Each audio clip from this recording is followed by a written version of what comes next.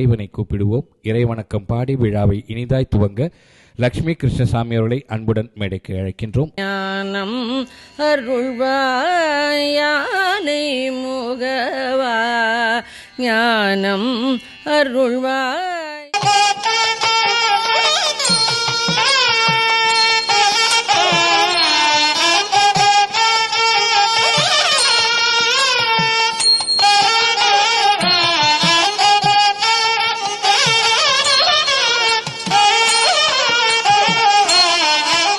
குருவின் இலக்கணம் என்னவோ அந்த இலக்கணப்படி வாழ்ந்தவர் தான் எங்கள் எஸ்விஎஸ் அப்பா அவர்கள். அப்படி வாழ்ந்தவர் அவர்.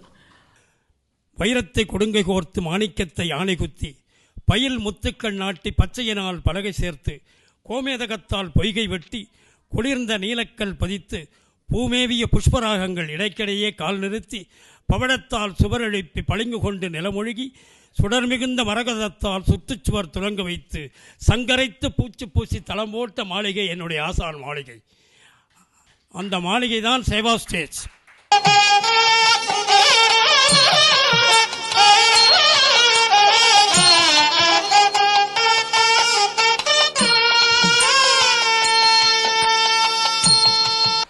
போலீஸ்காரன் மகள் ரொம்ப பெரிய பிளே. சகசராம் அவருடைய போலீஸ்காரன் பிளே. அதை ஸ்ரீதர் படம் பண்ணுறதுக்காக வந்துட்டார். படம் பார்க்குறார். ஒரு தடவை வந்தார், 2 தடவை வந்தார், 3 தடவை பார்த்துட்டு. நாடகம்னா எனக்கு அவ்வளோ பைத்தியம் இருந்தது. அந்த மயிலாப்பூர் அகாடமி அவார்டை வாங்கிறதுக்கு அப்படி பயிற்சி பண்ணி நான் கிட்டத்தட்ட தொடர்ந்து எப்படி பார்த்தாலும் அந்த அவார்டு ஒரு 7 அவார்டாவது நான் வாங்கியிருப்பேன் நாடகத்துறையில். ஸோ அது ரொம்பவும் எனக்கு ஒரு சந்தோஷமான விஷயம்.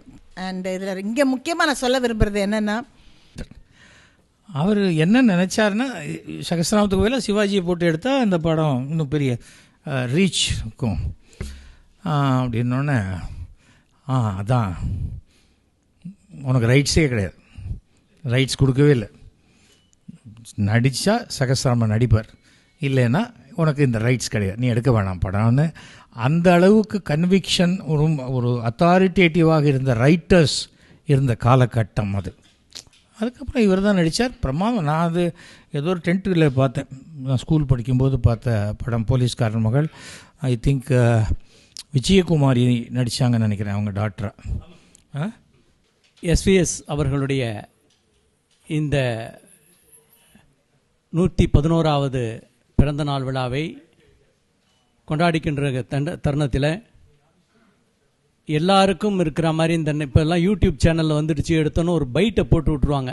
அந்த பைட்டுக்கு அப்புறமா பின்னாடி விளக்கம் வரும். அதே மாதிரி எஸ்விஎஸ் அவர்கள் நடிக்க தெரியாதவர். எஸ்விஎஸ் அவர்கள் ரஜினிகாந்துக்கும் இன்னைக்கு இருக்கிற விஜய் சேதுபதி போன்றவர்களுக்கெல்லாம் ஒரு முன்னோடி.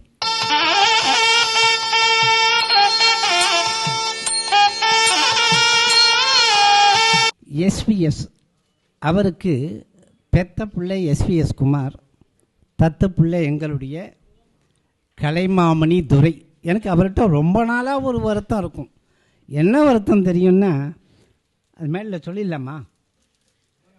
அதாவது அவர் லெனினுடைய கூட்டாளி. எங்கே பார்த்தாலும் நடந்து நடந்து நடந்து நடந்து நடந்து நடந்து தான் போயிட்டுருப்பாரே தவிர, ஏன் ஒரு வசதியோட வாழ்க்கையோட ஒரு வண்டியை வச்சுட்டு அப்படியெல்லாம் நான் உழைக்க பிறந்தவன் பிழைக்க தெரியாதவன் அப்படியே சொல்லி காலத்தை ஓட்டிகிட்டு இருக்கிறவர். நடிகனை காலம் கொன்றுவிடும், ஆனால் காலம் நடிப்பால் வென்றுவிடும் என்பதற்கேற்ப நடிப்பால் வென்ற எஸ்விஎஸ் என்கின்ற மனிதருக்கு விழா எடுக்கிற இந்த தருணம் இன்னும் மக்கள் நாடகத்தை மறக்கவில்லை என்பதை காட்டுகிறது. எஸ்விஎஸ் என்கின்ற மாமனிதருக்கு விழா எடுக்கும்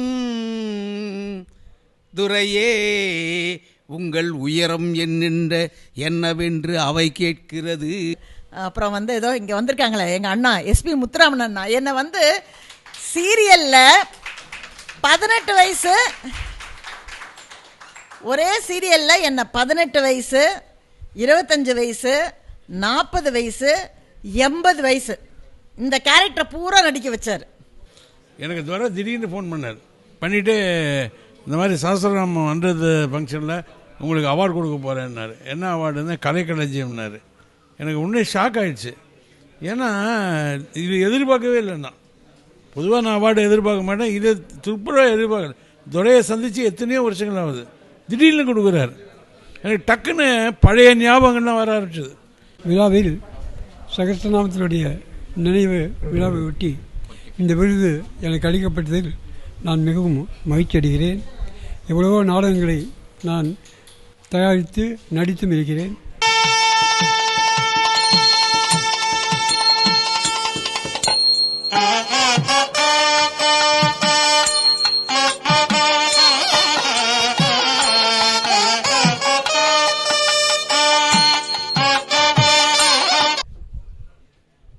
அனைவருக்கும் இனிய மாலை வணக்கம். துரை சேவாஸ்ரீயில் வந்து சேரும்போது எஸ்டி சுந்தரம் அவர்கள் வந்து ஃபாதருடைய ஒரு சிறந்த நண்பர். அவர் வந்து ஒரு லெட்டர் எழுதி கொடுத்து துரையை வந்து எஸ்டிஎஸை போய் பாருன்னு அனுப்பிச்சார். துரை அந்த லெட்டரை எடுத்துகிட்டு வந்து ஃபாதர்கிட்ட கொடுத்து அப்போ படித்து பார்த்தார். சுந்தர அண்ணா வந்து உன்னை பற்றி சிறந்த நடிகர்னு சொல்லியிருக்காரு, அதை ப்ரூவ் பண்ணோம், நீ நடிச்சு காமின்னு.